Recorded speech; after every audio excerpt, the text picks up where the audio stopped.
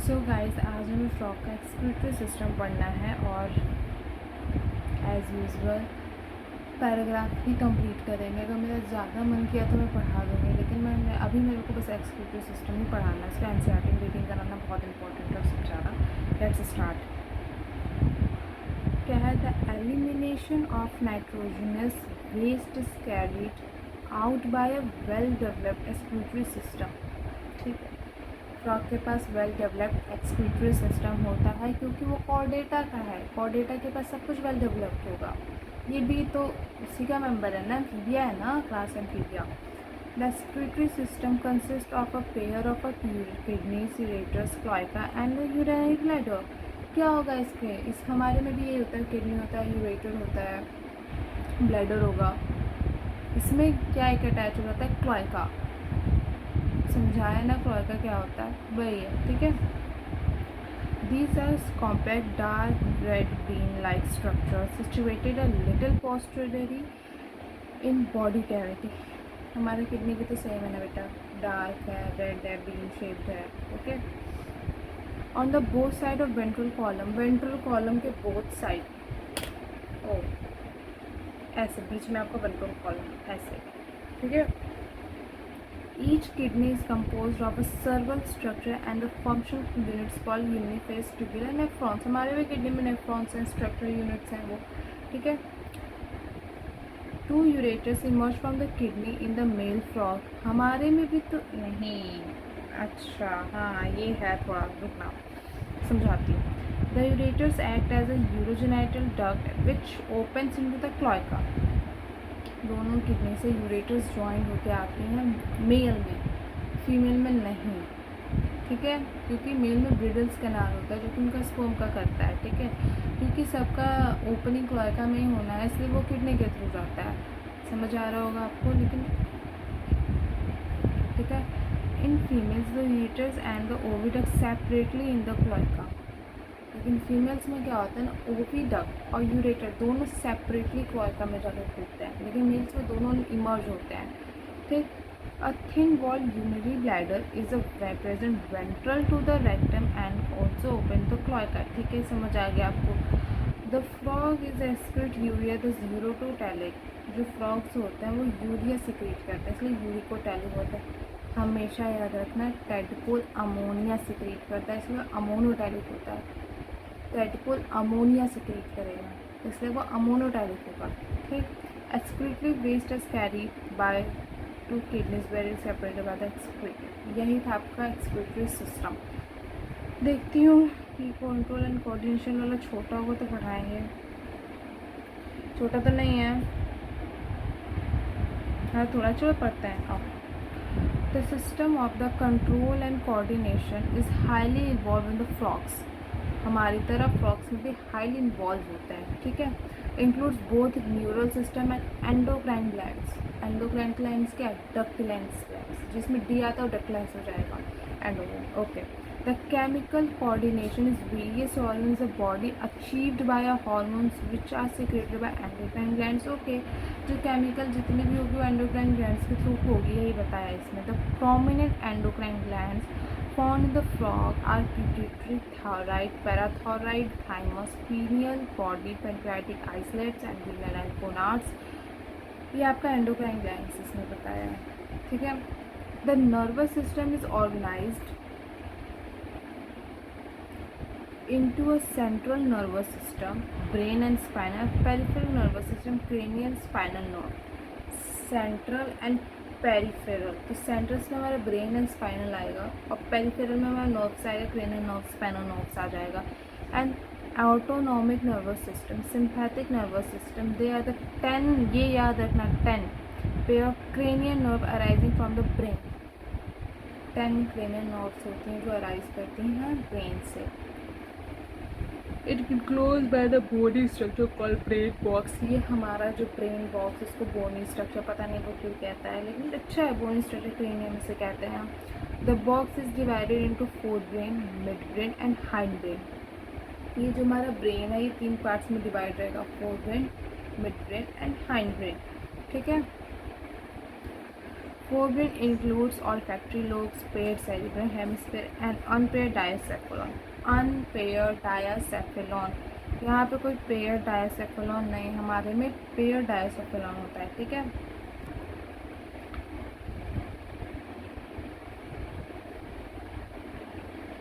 The midbrain is characteristic by the optic lobes, ठीक है। Mid brain में optic lobes होता है। Hind brain consist of the cerebellum, medulla oblongata, same as human बेटा, same as human, ठीक है। The medulla oblongata passes through the foramen magnum and continues to spinal cord, ठीक है यार। जो medulla oblongata होता है वो foramen magnum से जाएगा, कंटिन्यू करेगा उसी से स्पाइनल कॉर्ड के through into the spinal cord, which is included in the vertebral column, जिसको हमने वर्टिब्रल कॉलम से बहुत अच्छे से वो कर दिया है, ठीक है।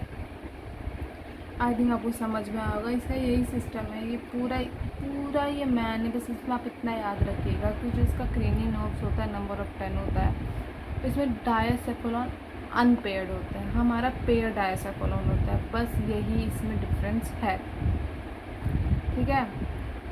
ओके, तो अब ये हमारा क्या है, सेंसरी ऑर्गन्स है, कर लेते हैं।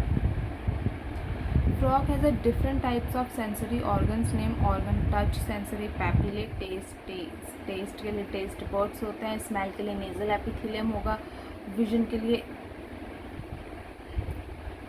के लिए आइज़ होंगे एंड हियरिंग के लिए टिम्पैनम होगा।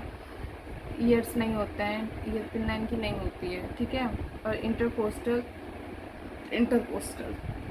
इंटरनल ईयर्स होते हैं, इसे हम टिम्पैनम कहते हैं। Which out these eyes are internal ears, eyes and internal are well organized, जिसका आइज और इंटरनल ईयर्स है, टिम्पैनम है, ये बहुत अच्छी तरह से डेवलप्ड है। Rest of the cellular aggregation around the nerve ending. Okay, eyes in the frogs are pair of the spherical structure situated in the orbit called school.